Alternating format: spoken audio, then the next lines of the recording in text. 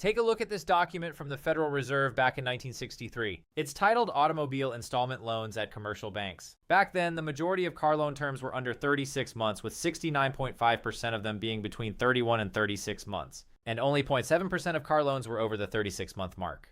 Fast forward to today, and the average new car loan term is 69 months. That's more than double the length of most loans back in the 60s. Currently, 22.4%, 4%, or 1 in 5 people are taking out loans with terms of 84 months, 96 months, and even 108 months on a depreciating asset. This is the car payment trap that we as a society are falling so hard for. But is it really our fault? In this video, I'm going to show you exactly how we got here, why this is the most dangerous financial trap in America right now, and most importantly, what you can do about it if you are thinking about buying a car this year. So immediately upon finding this Federal Reserve data, my brain kind of went to, well, how did we actually go from a 3-year car loan being the norm, and now it's all of a sudden in 6 years, 7 years, or maybe 8 years? I think there are 3 major forces at play. The first being wage stagnation versus car price inflation. So in 1963, the average new car cost about $3,033 at the time. The median household income back then was around $6,200 per year. That means if you took the average price of a new car versus the median household income, the average new car would represent 52% of the annual household income at that time. Now, as of Q4 2025, the average new car price is just over $50,000. I know that sounds crazy, but it is. I double checked it. And the annual household income these days is $84,000. That means the average new car price now represents 60% of annual household income in 2026. So cars went from taking about half your salary to taking nearly 60% of it. But what's crazy is that adjusted for inflation, the 1963 car should be costing about $32,000 in today's dollars. Instead, a new car costs about $50,000, and that's an $18,000 premium, or 56% more expensive than they were back in the 60s. Now yes, modern cars are more advanced. You get better safety features, fuel efficiency, and technology. This is true, but that doesn't offset the fact that we didn't get 56% richer to match the 56% increase in car prices. The prices of other common expenses has also increased at a faster pace relative to income, such as rent, gas, and groceries. So affording a car payment now is still harder than it was relatively back then. So the car industry solution to selling a $50,000 car to many people that can't even afford them is to simply make the loan term 6 years, 7 years, or 8 years instead of 3. But that brings me to my second force here, which is that banks realize that longer loan terms are way more profitable for them. Let's simply compare a 36-month loan on $40,000 at an interest rate of 6%. Your monthly payment is going to be $1,217 per month, with $3.8 in total interest paid over the life of this loan. Now, if we take the same loan but stretch it out to 6 years, you can see that the monthly payment goes down to $773 a month. That's pretty nice, but the total interest you pay is $63,999 over the life of that loan. By stretching out the loan, the lender receives $25,999 more from you, and you multiply this times the hundreds of thousands, if not millions, of car buyers. And you can see how lucrative this can get. And the genius part from their perspective is that the longer that you have a loan, the more opportunities are going to be for, let's say, missed payments, which means more fees, or even worse, you are underwater on your car loan, which means that you can't refinance your car loan, and then you may even be tempted to roll your negative equity into a new long loan. So banks realize if they could normalize car loans to be longer, they can make way more money for every single car sold. But all of this wouldn't be possible without force number 3 today, which is that car manufacturers and dealers realize that longer loans help them sell more expensive cars. In America, when you visit a car dealership, they love to focus on what payments you can afford on a monthly basis. If you look at all the car commercials out there, of which there are so many, almost all of them will advertise a monthly payment at the end of those commercials. From a dealer's perspective, pretend your customer comes in and they can only afford $500 a month. Here are your options for them. They can either buy a $30,000 car with a 60-month loan, a $35,000 car with a 72-month loan, or a $40,000 car with an 84-month loan.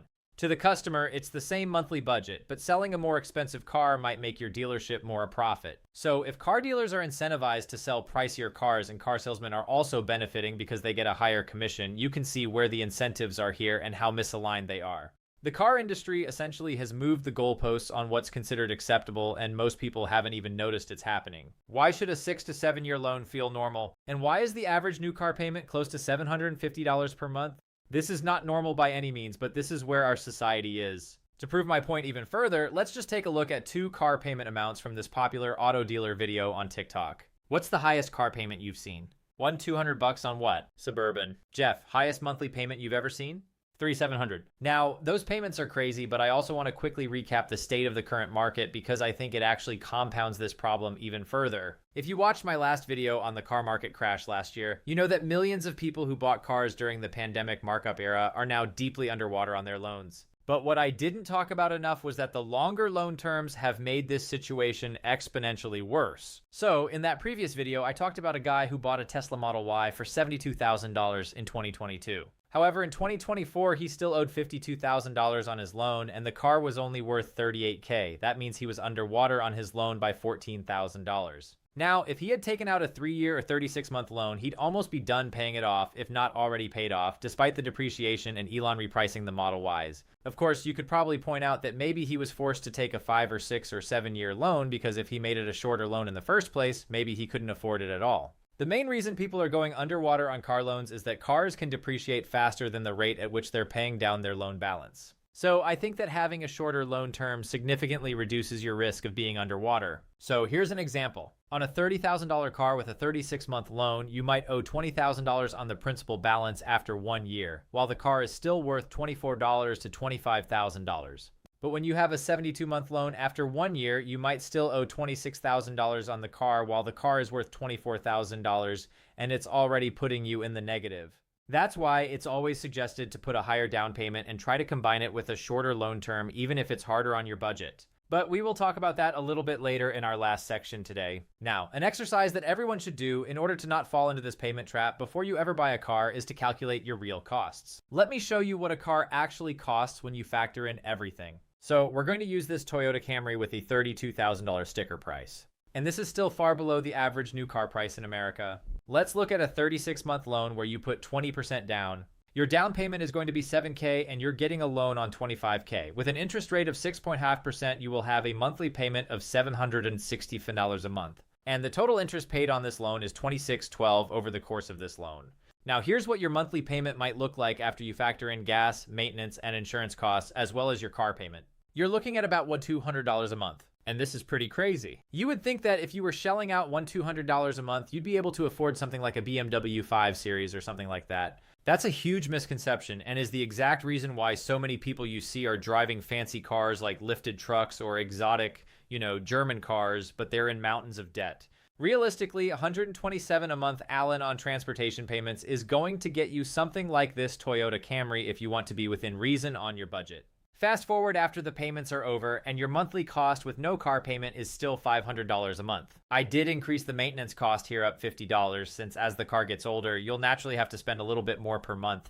At year 6, that means the total that you paid in payments, insurance, and maintenance and gas is $34,200. Your total car payments totaled $27,612, bringing your total cost of ownership to $61,112 over 6 years. The car at the end of that term is still worth about $18,000. So you want to subtract the value from your total cost of ownership, which means that your true cost of ownership for these 6 years was $43,812. Now listen, if you get a 6-year loan, the numbers are somewhat comparable. The only difference is that you will pay roughly $2,674 more in interest over the course of that loan. But the main kicker here is that if you opt for a 3-year loan, you will have 3 years with no car payments in years 4, 5, and 6. That's $767 a month you aren't paying during those years versus if you had a 72-month loan. Yes, you are paying a lower monthly payment of $420-ish a month, but you are making those payments the entire time you have that car. There's a lot of freedom to not having a car payment, including the risk of being underwater on your loan. You can also use the extra cash for other opportunities like investing, where that money could be earning you 7 to 8% annually in the market. Over those 3 years, for example, that could add up to over $30,000. So I think the trap here is that a long loan term keeps you trapped in payments longer, even if they are more technically affordable. All right, so what should you actually do about this if you need to buy a car this year in 2026 or maybe even next year? There are 5 strategies that I'd like to share with you today. So strategy number 1, think in total cost, not the monthly payment. You want to do this always if you can because the dealer is focused on the monthly payment. You should be focused on the total cost. The easiest framework for this is to take your monthly transportation budget, multiply it by 36 months or maybe even 48 months, and then subtract your down payment. This gives you a very conservative price of a car to target. So, for example, if you know that you can spend $500 a month on transportation, that comes out to $18,000 in payments over 36 months or $24,000 in payments over 48 months. You then want to subtract your down payment, which let's say for this case is $3,000. That means the car that you should realistically target with this $500 a month budget is somewhere between $15,000 and $21,000. This target might limit you to just used cars, which is a good thing. It's essentially the market and your budget telling you what you can actually afford without overextending yourself. The second strategy is to choose a car with low maintenance costs and insurance costs if possible. You can go visit Edmunds.com to check out the true cost to own on different cars and see which ones are the easiest and cheapest to maintain. For insurance, you can try to save some money on insurance by comparing insurance offers across different providers or just simply optimizing the type of coverage you are paying for. I will link a free insurance comparison tool down below in the description where you can easily check to see if you're already getting the best deal on insurance so you could try to save some money that way. The third actionable item that you should be keeping in mind as you buy a new car in 2026 is to follow the 24/10 rule. This is still a really good benchmark rule, and it still applies today. It states that you should put 20% down on any car that you buy, finance the car for no more than 4 years, and keep your total transportation costs under 10% of your monthly gross income. So for example, if you make $84,000 a year, that's about $7,000 a month, your total car cost should be under $700 a month as a simple strategy. The fourth thing that you should keep in mind if you must buy now is to look for a car that's between 2 to 3 years old. That is the used car sweet spot. Right now, because of the markup era during the pandemic, 22 to 2023 vehicles are actually really good deals relative to new cars because they've already had most of their depreciation paid for by somebody else. And you can still get a really good certified pre-owned car that feels like new. Let's use the Camry from earlier's example. A Camry brand new will cost you $32,000, but after 3 years, it might be worth $24,000. That's $8,000 in depreciation that someone else paid for you just if you buy it used. So I think that's always a good option. Now, strategy number 5 has to do with if you're currently in a long-term loan and feeling stuck. There are 3 options you can pursue if you find yourself in this situation.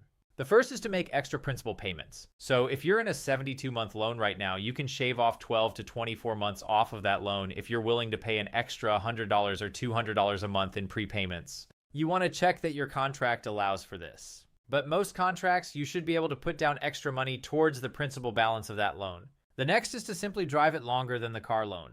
So if you're willing to pay off the car in 72 months, make sure you can at least drive it for a minimum of 3 to 4 more years with 0 car payments. The worst mistake here is rolling your loan into another long-term loan. That would be falling into the payment trap today. And the third option for you is that if you are feeling a little stuck is to try to refinance the loan.